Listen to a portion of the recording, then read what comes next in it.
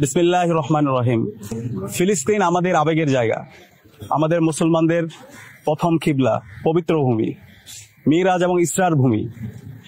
আমাদের এই ফিলিস্তিনে বছরের পর বছর ধরে ইসরায়েলি জায়নিস্টরা আমাদের মুসলমান ভাই বোনদের উপর নির্মমভাবে তারা নির্যাতন করছে, আমাদের বোনদেরকে শহীদ করছে। গত এক বছরে আমাদের 55,000 উপরে আমাদের ভাই বোন শহীদ হয়েছে, 1,10,000 উপরে আমাদের ভাই বোন গাজী হয়েছে।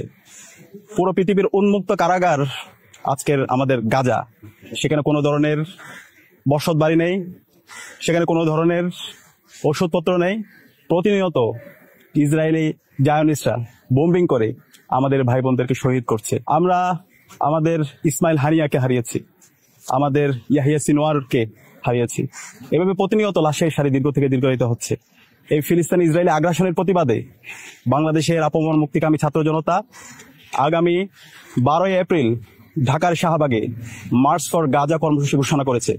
সেই কর্মসূচিতে আমরা ইনশাল্লাহ থাকছি।